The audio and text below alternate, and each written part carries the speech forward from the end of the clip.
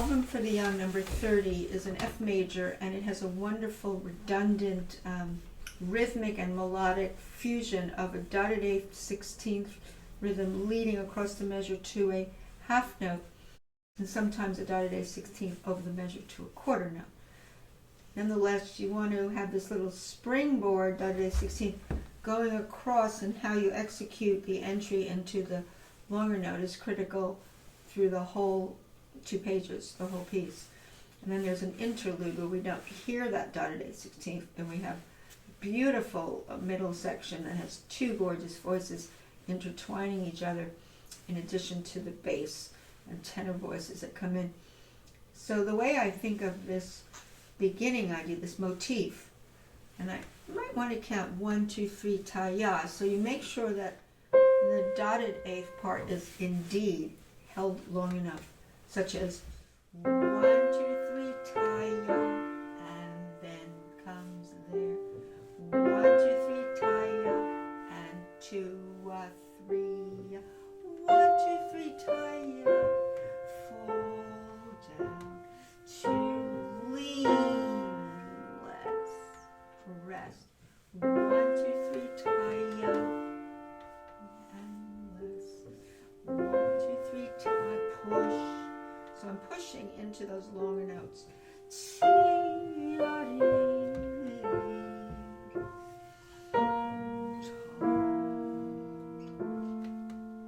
So the way I go into the half notes across the measure is I push into them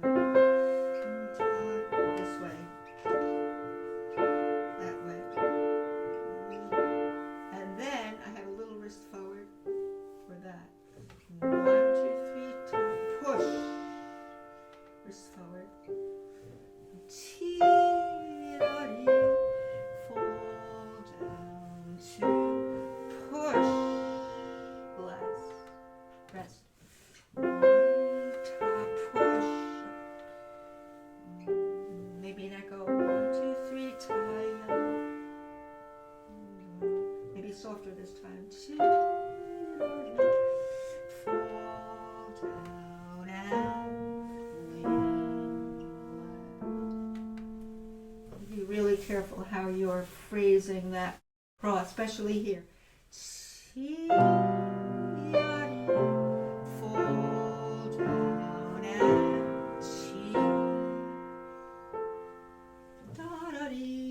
Fall down and fall down, lean less.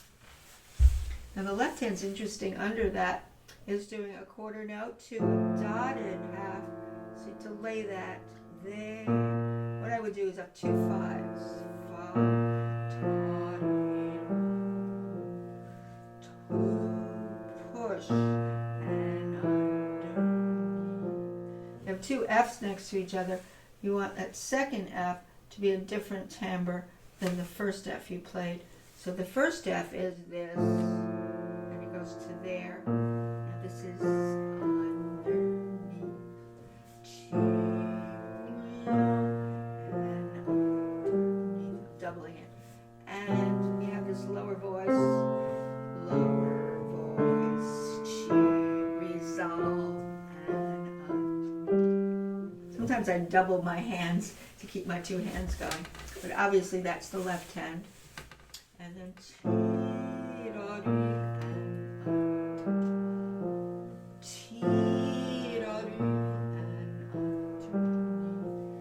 and that bottom voice is going in a chromatic, that fundamental bass. I want to listen for that.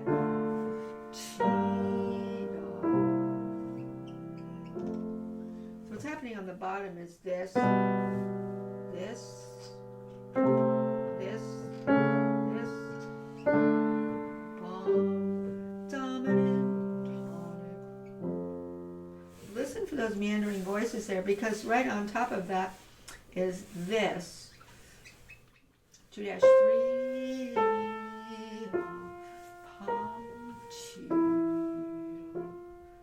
So this is what's happening together. The top voice and the very bottom, you want to hear that interaction, because there's some other, the notes in the middle are common tones, so we don't want to hear common tones. We want to hear what's moving. So this is what's moving.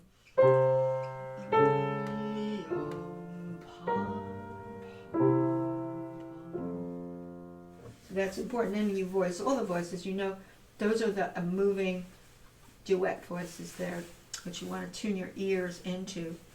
So you get this. So that's good practicing.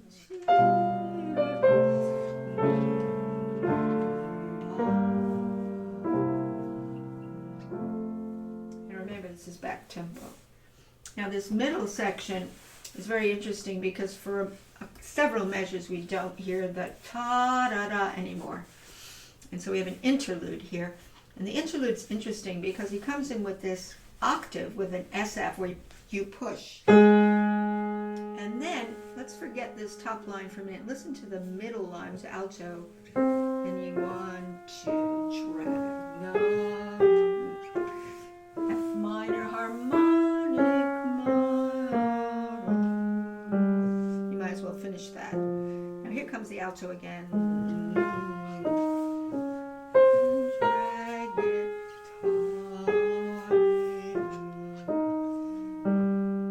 To there. Then we have the alto with this chord, and then we have continuing alto that goes across, and then we have another E flat, and then we have C, 1, 2, 3, 4, 1, 2, 3, up. That was all alto. That was all alto, and I tried to follow the fingering, because fingering is important. Now I'm going to add the top voice to that, and you'll clearly hear that there's two voices, and I'm going to try to lean toward the top voice, but this middle voice is so amazingly beautiful that it can't get too light that we hardly hear it, because it's a beautiful line that's woven in there. Nonetheless, I want to hear the upstairs as well. So we get this 3 and 4, and then upper voice, inner voice. Now I'm going to add this, which is a blur, because that's a quarter note octave, and then I'm going to resolve it back to the two voices there, and that has to be held through. And then we have this together. This. That's what's happening. And keep the top voice going. Now, and inner voice, and and inner voice, and then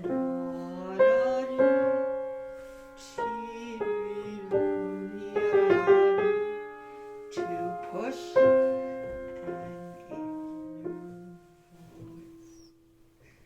To survive. Still hear the C. That's good. And then we're going to come back to,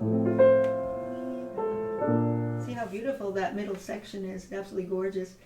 But you have to make sure that you do kind of make the listener know that there is an under voice and an upper voice without completely losing traction in the under voice.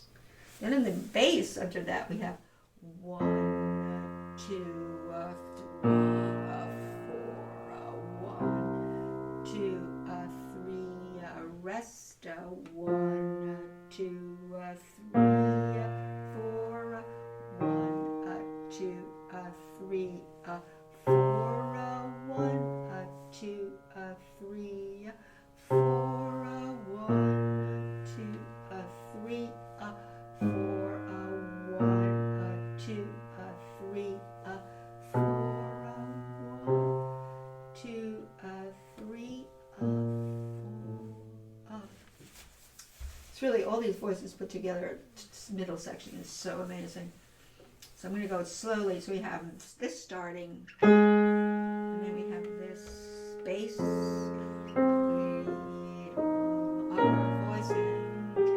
upper voice, G, inner voice, and blur, purposely blurs.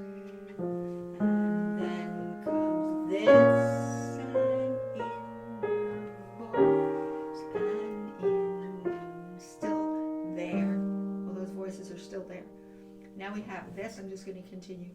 I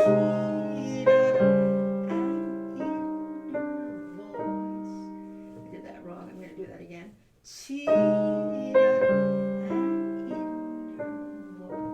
There it is, because I'm splitting there. And then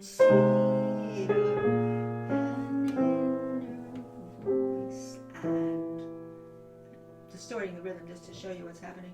Now here we have an interesting soprano and tenor. Let's look at the tenor. Here it is. Against, hear that dissonance?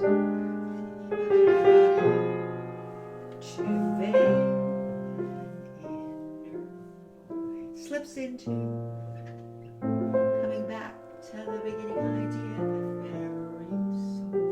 And that's so beautiful. Now what I was talking about here when he does this, listen to these inner voices.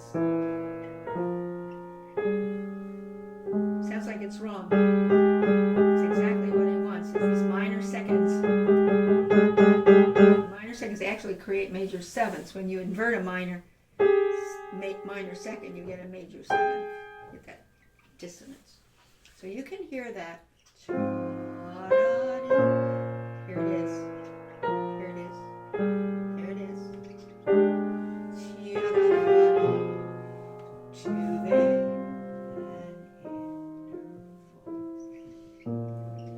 Use double pedal there. 1, 2, 3, 4.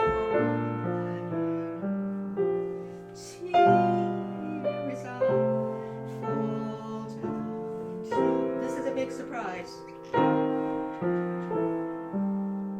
So what he did there is he surprised us, and he took the F chord, instead of giving us an F chord, a tonic, he put a seventh on it in the bass with an appoggiatura. Here it is, which takes us to the B flat major key, which is the 4 chord of F major. Remember, F major is our home key. So he gets us toward the subdominant there, which is such an amazing surprise, by going right here. This is the surprise. Now this is the biggest part of the piece, the B flat major. Answer to diminished. Who would have thought? Diminished chord there. And now it's going to have this interesting interweaving of the alto line and the tenor line. Here's the alto line here that's doing this.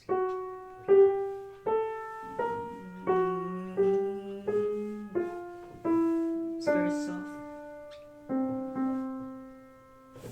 Meanwhile, we have this tenor, which is going to go parallel to that, doing melodic G minor, so la ti do.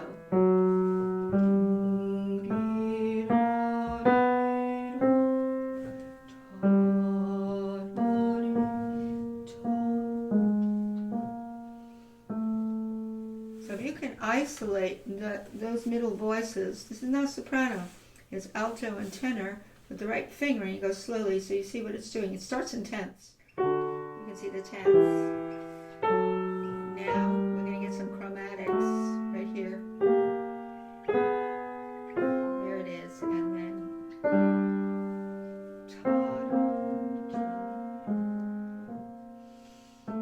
that's it. That's the middle voice. And it's going to create some dissonances too.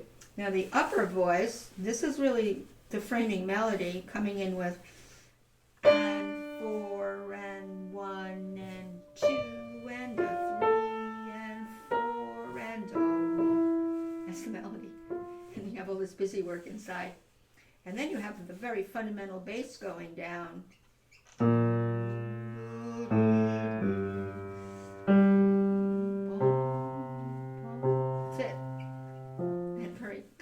Common bass.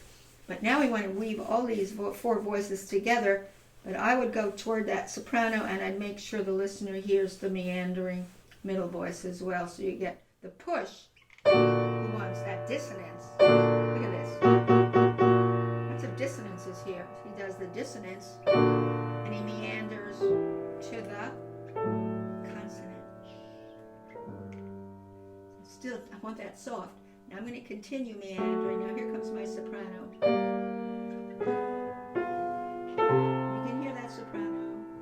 There it is. It's high.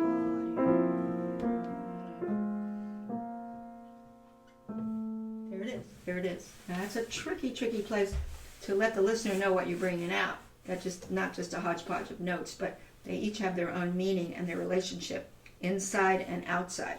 So that's a wonderful moment in the piece at the very end, the convergence of these four voices with this counterpoint in the middle. And the other beautiful place for me is here, the dissonance here,